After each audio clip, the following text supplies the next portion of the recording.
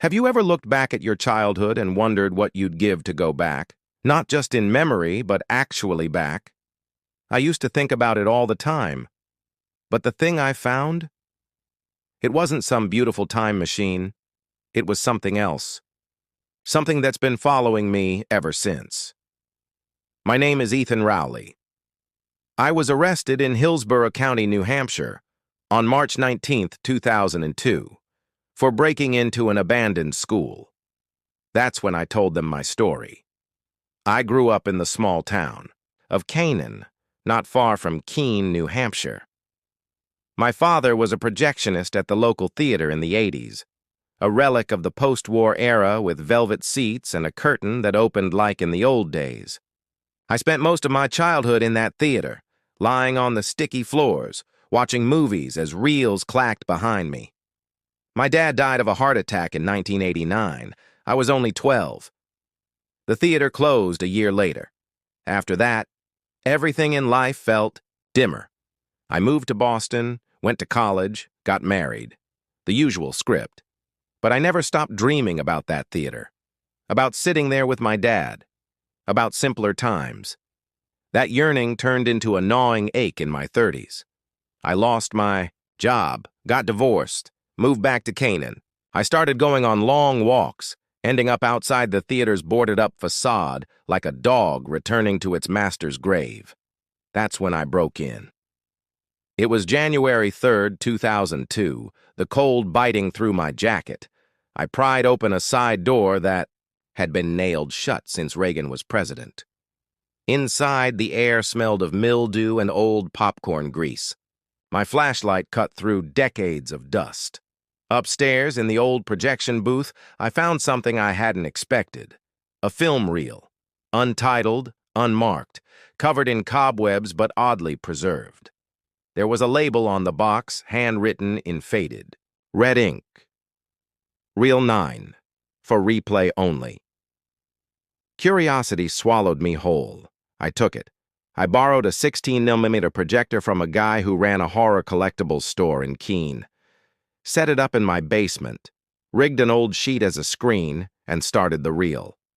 The second it started playing, I felt it, a pull, like gravity but inward. The film showed me, not grown-up me, but me at age 10, playing in our backyard with my dog Scout. My dad's voice called out from somewhere off-screen. It was a home video, somehow captured on film, though I never remembered anyone recording it. Then something changed. The footage began to loop. My younger self turned, looked directly into the camera, and mouthed something. I leaned forward. I couldn't read the words, but I felt them, a pressure behind my eyes, and then I blacked out. I woke up in my childhood bedroom. Not a replica, the real thing. Everything was exactly as I remembered it. The stickers on the closet door, the creaky second floor beneath my bed, even the smell. And I was in my younger body. It was the summer of 1987. Scout was alive. My dad was in the kitchen, humming Springsteen. I was so overwhelmed with joy I cried in the bathroom and tried to muffle the sobs with a towel. It felt like heaven, but it wasn't. The first sign was subtle, the shadow in the corner of the living room that didn't move even when the sun did. The second was stranger. Every time I blinked, the scene around me jumped like a film skipping frames. The third was unmistakable. On the third night, I walked past the old movie theater downtown. It shouldn't have been open. But the neon flickered, now showing you. I stepped inside, compelled. There was only one man in the audience.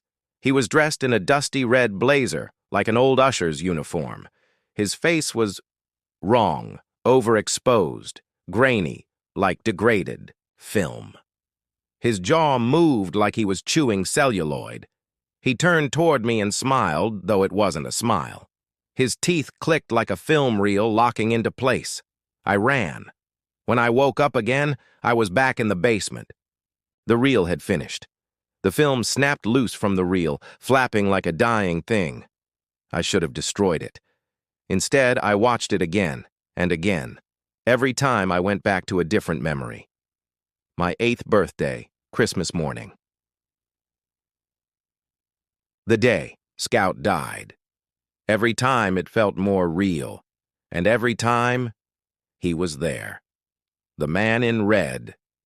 He got closer each time, sometimes behind a tree, sometimes in a reflection. Once he was inside the house, watching from the top of the stairs. I tried burning the reel. It wouldn't catch. I tried cutting it. The scissors snapped. I stopped eating. I stopped leaving the house. I kept going back again and again, sometimes for hours, sometimes for days. One time, when I returned, my apartment was coated in dust, as if I'd been gone for months. My fingernails had grown long. My fridge was filled with spoiled food. Then the dreams began. Or at least I thought they were dreams. I'd wake up in my bed, only to find the film projector whirring. The reel spinning on its own. Once I woke up inside a memory that wasn't mine, a dark classroom, a flickering projector. Children sitting in perfect rows, all staring ahead, their eyes cloudy and blank. He stood at the front, turning the reel with skeletal fingers. The last time I used it, I thought I could confront him. I went back to the day of my dad's death. Instead of trying to stop it, I waited. When it happened, I stood at the foot of the stairs and looked up. He was there, the Celluloid Man. He offered me a reel of my own. I didn't take it. So he gave me something else, a memory I had never lived, a future, one where I never left, where I stayed in the theater, where he taught me to splice time and cut out years like frames from a film. When I woke up, the reel was gone. But my hands were covered in old blood. My fingerprints were found all over the abandoned school. I had broken into it 6 times in 3 days. At least, that's what the police said. They don't believe my story, but they didn't see the note scratched onto the basement wall in the projection room. Roll film, relive, regret. They didn't see what I saw in the final frame. They didn't see him. But he's still with me. Every time I blink, I see that flicker, and I know one thing for sure. The past is never just behind you. Sometimes, it's waiting for you to press play.